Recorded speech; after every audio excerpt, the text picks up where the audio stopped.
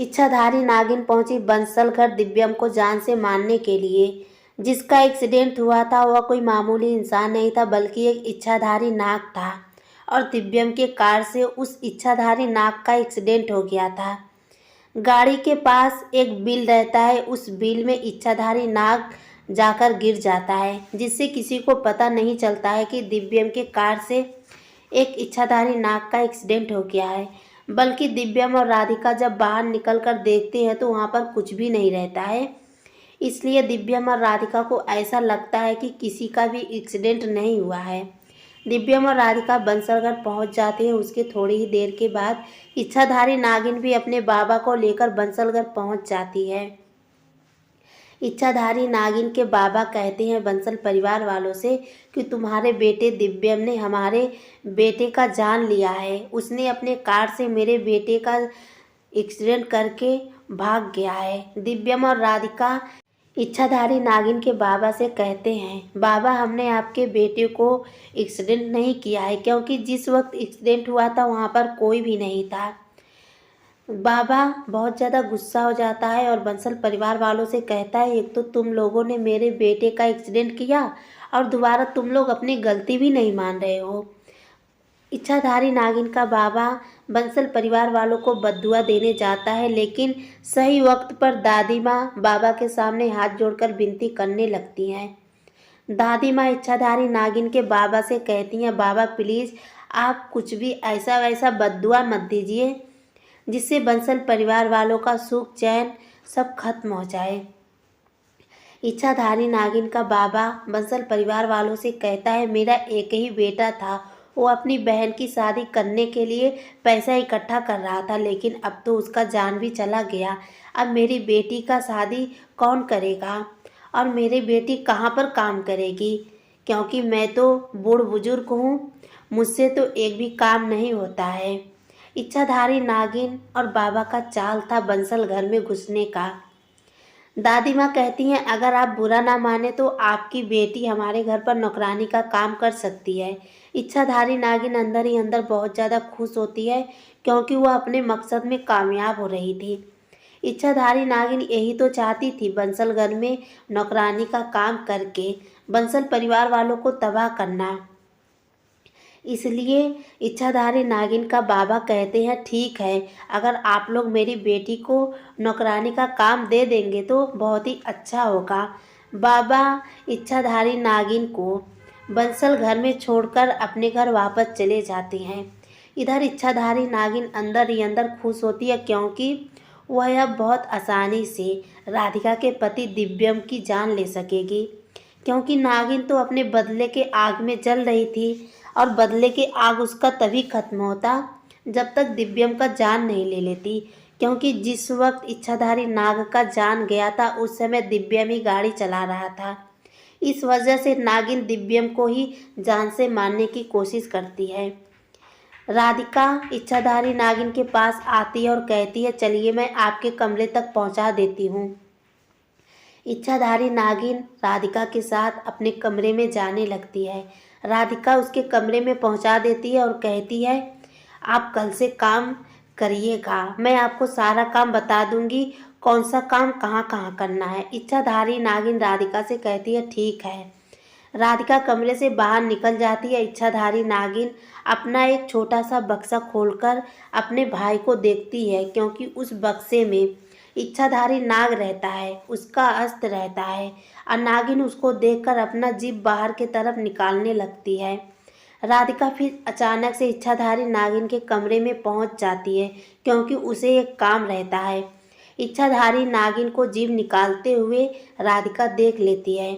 उसके बाद राधिका को थोड़ा थोड़ा इच्छाधारी नागिन के ऊपर शक होने लगता है। राधिका कहती है आप अपना जीभ बाहर की तरफ क्यों निकाल रही थी। इच्छाधारी नागिन बात को बनाते हुए कहती है मेरे ओठ में कुछ लगा था, मैं उसी को चाट कर साफ कर रही थी। राधिका को कुछ समझ नहीं आता है। राधिका दोबारा कमरे से बाहर चली जाती है। उसके बाद इच्छाधारी नागिन कमरे को अंदर से बंद करके अपने भाई से कहती है भैया आप फिक्र मत करिए, आपको जिस इंसान ने मारा है मैं उससे बदला ज़रूर लेकर रहूँगी, क्योंकि मैं उस जगह पर पहुँच चुकी हूँ जहाँ पर आपका कातिल है। इच्छाधारी नागिन अपने भाई को अपने हाथ में लेकर फूट फूट कर रोती है। हम मानते हैं इच्छाधारी नागिन का भाई था, उसका भी ममता था, लेकिन दिव्यम का भी इसमें कोई गलती नहीं था। दिव्यम तो अपना गाड़ी चलाते हुए जा रहा था, लेकिन अचानक से इच्छाधारी नाग दिव्यम की गाड़ी से आकर टकरा गया था।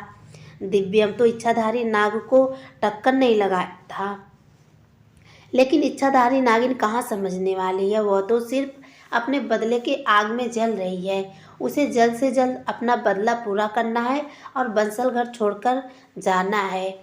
बंसल परिवार के लोग अपने अपने कमरे में चले जाते हैं। दिव्यम अपने पति से कहती है, दिव्यम जी, पता नहीं क्यों मुझे ऐसा लगता है बंसल घर में जो नौकरानी आई है कोई वो मामूली नौकरानी नहीं है। दिव्यम कहता है, राधिका तुम बहुत काफ़ी सोचती हो और बहुत ज़्यादा थक भी चुकी हो, इसलिए तुम आराम करो। राधिका कहती है, नहीं दिव्यम जी, नौकरानी को उसके कमरे में पहुंचाकर कमरे से बाहर निकल गई थी। उसके बाद मुझे दोबारा कुछ काम आ गया, इसलिए मैं दोबारा नौकरानी के कमरे में गई तो नौकरानी उस समय अपना जीभ बाहर की तरफ निकाल रही थी। ऐसा लग रहा था जैसे कोई सांप अपना जीभ बाहर की तरफ निकाल रहा हो। दिव्यम कहता है, राधिका तुम पागल तो नहीं हो गई हो? तुम्हें दिखता नहीं है वह एक औरत है, नौकरानी है, वह भला सांप कैसे हो सकती है? उस समय दिव्यम तो राधिका के मन से यह बात हटा देता है, लेकिन कहीं ना कहीं राधिका के दिल में यह बात खटकता है, आखिर वह नौकरानी अपना जीभ बाहर की तरफ क्यों निकाल रही थी। रात काफ़ी होने की वजह से बंसल परिवार के लोग सब सो जाते हैं। जग्गू अपनी बहू राधिका को लेकर सोचता है, राधिका को बहुत दिनों से बंसल घर में दुख और परेशानी ही मिला है, उसे कभी भी खुशियाँ नहीं मिला है। अब राधिका को बंसल घर में सिर्फ और सिर्फ खुशियाँ ही मिलेगा, उसे किसी भी प्रकार का दुख दर्द नहीं दिया जाएगा। लेकिन शायद जग्गू को नहीं पता है, दुख दर्द देने वाली बंसल घर में पहुंच चुकी है, वह भी इच्छाधारी नागिन है। नागिन पता नहीं अब राधिका की ज़िंदगी में कौन सा ऐसा जहर घोलेगी और दिव्यम को उससे दूर कर देगी। लेकिन राधिका भी तो भोलेनाथ बाबा की भक्त है और इच्छाधारी नागन भी भोलेनाथ बाबा का आशीर्वाद है, तो भला भोलेनाथ बाबा अपने भक्तों को निराश कैसे कर सकेंगे। अभी तो फिलहाल राधिका सुबह जब उठती है और डाइनिंग टेबल पर जाकर बैठती है, उस समय इच्छाधारी नागिन पूरे परिवार वालों के लिए चाय बनाती है। चाय बनाकर सभी को ला कर देती है। सभी का कप एक जैसे होता है, दिव्यम का कप अलग होता है। इच्छाधारी नागिन अलग वाले कप में अपना विष डालकर देती है, उस वाले कप में इच्छाधारी नागिन अपना जहर उगल देती है और वही कप दिव्यम को ले जाकर देती है। इच्छाधारी नागिन यही सोचती है कि मुझे जल्द से जल्द दिव्यम को अपना जहर देकर जान से मार देना होगा, उसके बाद बंसल घर से बाहर निकल जाना होगा।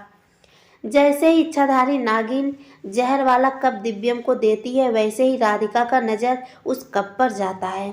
राधिका सोचने लगती है, पूरे बंसल परिवार वालों का कप अलग है और मेरे पति दिव्यम का कप अलग है, आखिर नौकरानी करना क्या चाहती है।